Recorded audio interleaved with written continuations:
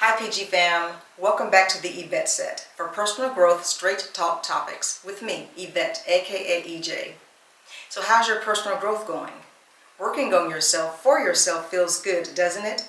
You desiring with purpose, then figuring out how and holding yourself accountable for achieving your growth goals. Let's dig in and nourish our growth roots.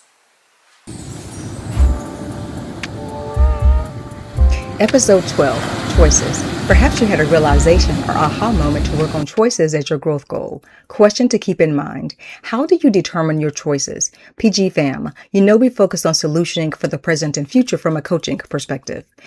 We know a few things that might also align with your story of what led you to work on choices. We know that a choice is the power and right to choose or to make a decision. All of us are privileged that way. We know we make choices all day, every day. Good choices, poor choices, easy choices, tough choices, choices that have little to great impacts, choices that have little to no impacts, choices that affect only you, choices that affect other people. We know what we can choose and what we don't choose. For example, when it comes to finances, you have the power to choose to live within your means or below your means. When it comes to relationships, you have the power to choose to heal damaged relationships that you care about. You can choose to compartmentalize your relationships or to enrich in your relationships or to spread yourself thin amongst many superficial relationships. The choice is yours.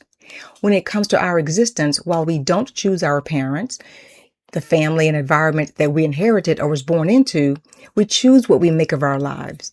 You have the power to make choices that lead you to achieving what you want for yourself.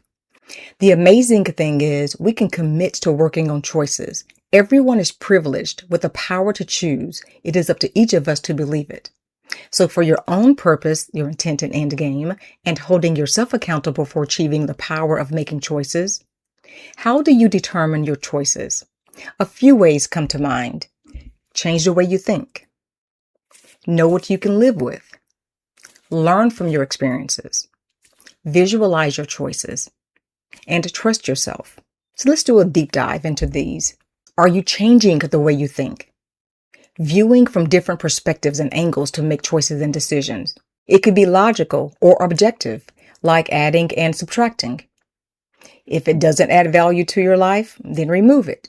And if it adds value to your existence, then choose it. Logical and objective thinking could also mean considering the pros and cons, or determining if there are any deal breakers or not, and being honest about what's realistic versus what's unrealistic. Another way of thinking, you put yourself first, knowing what's in it for you, how you would benefit, how your existence will change from your choices and decisions. Another way of thinking is putting whatever it is on yourself. Take advantage of what you can control. Focus on what you can control. No matter what happens, you can choose to have a great attitude, to be flexible, adaptable, understanding, taking ownership and responsibility. You can choose to be self-empowered. You can choose to have self-confidence. You can choose how you interpret, process, and internalize information and know your intent before responding. You can choose to be focused, such as by reducing your distractions, chaos, and drama that you allow in your existence. You can choose to be self-disciplined, sage, and forward-thinking so that you can reduce the drama and chaos that you create for yourself and are breaking rules and laws that get you into trouble. The second, do you know what you can live with and how to live with it? Meaning you live with the choices and decisions you make with no regrets. You also accept and deal with the consequences. You make the best choices and decisions based on what you know. You might cogitate or ask yourself, am I going to be able to live with my decision? How am I going to live with the choice I'm about to make? Third, are you learning from your experiences? You can't change the past. You know that, like a broken record. Yet, one of the most beautiful things about your historical choices and decisions is that you can learn from them. You know how you were impacted. You know what the outcomes were. You know what they looked like, what they felt like. You've been down those roads before and you know where they led you. You want to be better off, right? What have you gained from your good choices? And what did you learn from your poor choices, your bad choices and decisions, so that you don't make the same mistakes over and over again? And you will do things differently in efforts to yield better outcomes. Fourth, do you visualize your choices? Like visualizing your choices can be done different ways. Listing your options so that you can review them, writing your choices down on paper, or inputting them in some kind of app, or creating a vision board.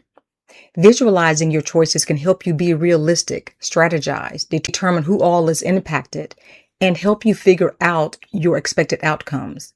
And the last one, what about trusting yourself and your abilities? Meaning you believe in your own judgment, trusting that you are making the best choices and decisions, not allowing the situation, your circumstances, distractions, the opinions and advice of other people to cloud your judgment. You trust your own discernment, experiences, willpower, abilities, and talents to make the most beneficial choices and decisions. Inspirational thought. Believe that you are privileged with the power to choose and make wise choices. Well, our 7-minute-ish time box is up, doing a soft close. Thanks for hanging out, PG fam. Please drop personal growth topics you want me to cover in the comments below. Connect with me on Instagram and stay passionate about your personal growth. Proud plug for my products. Choices context can be found in my 5 adult books, Ahead of the Game, Forward Thinking, in Chapter 4, All About You, and Chapter 7, All on You. And In the Game, Careers and Executives, in Chapter 2, Getting What You Desire, and Chapter 3, Career Growth, and Chapter 4, Career Shift. And of course, throughout In the Game Life, which is viewing your existence from different angles. In the Game Relationships, Chapter 6, Parent-Adult-Child Relationships, and Chapter 7, Making Amends. And in my sexy sizzling Relationships Reconciliation and Relationships Growth fictional novel, Spiraling. For my 6 books, you can read the first few ebook pages for free. Links are in the description. Thank you for listening. Be blessed, PG fam, and feel good about yourself for yourself.